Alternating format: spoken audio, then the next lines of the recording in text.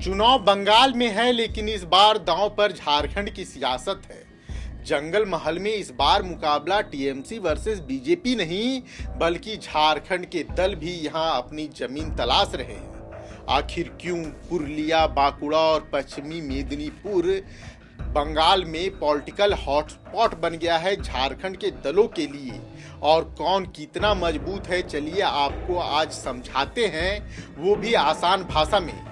नमस्कार, मैं हूं समीर और आप देख रहे हैं बवाल न्यूज। और आज हम बात करेंगे बंगाल चुनाव 2026 के उस एंगल की जिस पर अभी तक ज़्यादा चर्चा नहीं हो रही, लेकिन आने वाले समय में यही गेम बदल सकता है। बंगाल में यह डिसाइसिव फैक्टर हो सकता है। सबसे पहले समझिए कि जंगल महल आखिर इतना अहम क्यों है। ये इलाका पुरुलिया, बांकुड़ा और पश्चिमी मेदिनीपुर से सीधे झारखंड से जुड़ा हुआ है। यहाँ बड़ी संख्या में आदिवासी और मूलवासी समुदाय के लोग रहते हैं, जिनकी भाषा, संस्कृति और पहचान झारखंड से मिलती जुलती है। जी हाँ, आदिवासी और कुड़मी समुदाय के लोगों का भारी दबदबा है यहाँ। यानी यहाँ के वोटर सिर्फ बंगाल की राजनीति से नहीं, बल्कि झारखंड की राजनीति से भी खुद को कनेक्ट करके देखते हैं। यही वजह है कि झारखंड के दल अब इसे बंगाल में अपनी एंट्री गेट की तरफ से देख रहे हैं। बंगाल में अपना किस तरीके से एंट्री किया जाए, इसके रूप में बंगाल इस एरिया को देखा जा रहा है। अब बात करते हैं सबसे एक्टिव पार्टी जो बंगाल चुनाव को लेकर है, वो जेएलकेएम है। इस पार्टी ने साफ कर दिया है कि सिर्फ दिखावा नहीं, बल्कि सीरियस तरीके से बंगाल में एंट्री करना चाहती है। इसके लिए पार्टी ने अपने स्टार प्रचारकों की लिस्ट भी जारी कर दी है। इसके साथ साथ 34 ऑब्जर्वर भी तैनात किए गए हैं ग्राउंड पे बंगाल चुनाव के लिए, जिसमें कई बड़े नाम हैं। आप स्टार प्रचारकों में देख ले तो जयराम महतो, देवेंद्र महतो, बेबी महतो समेत कई नाम हैं।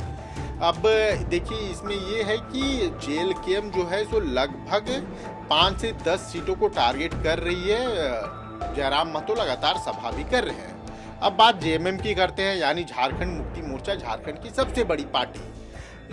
जेएमएम गठबंधन की राजनीति बनाना चाहती है। टीएमसी के साथ तालमेल करके जेएमएम कुछ सीटों पर चुनाव लड़ना चाहती है। भले ही वो कम हो, लेकिन अपनी मौजूदगी दर्ज कराना चाहती है। पिछले बार भी ऐसा ही हुआ था जब हेमंत सोरेन ममता बनर्जी के लिए प्रचार करने गए थे। यानी जेएमएम का फॉर्मूला है कम रिस्क लेकिन लंबी प्लानिंग। बंगाल में जेएमएम डायरेक्ट चुनाव नहीं लड़ना चाहती, खासकर ममता बनर्जी का नाराज करके, क्योंकि झारखंड में भी बंगाली वोटर्स का अच्छा दबदबा है और ममता बनर्जी वहां खेल कर सकती हैं।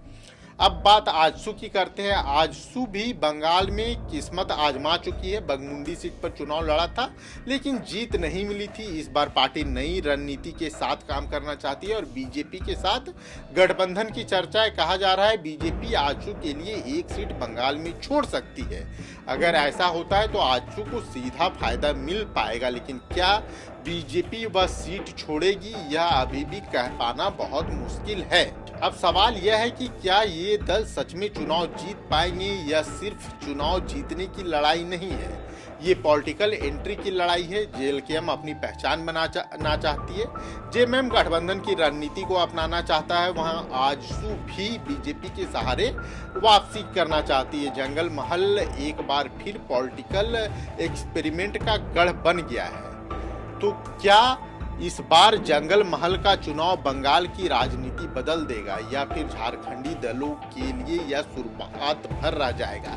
देखिए, बंगाल में जो मेन रूप से फाइट है वो पश्चिम बंगाल में ममता बनर्जी वर्सेस बीजेपी है। ऐसे में जेएलकेएम, जेएमएम, आजसू जैसे झारखंड के दल वहां अपनी गुंजाइश देख रहे हैं।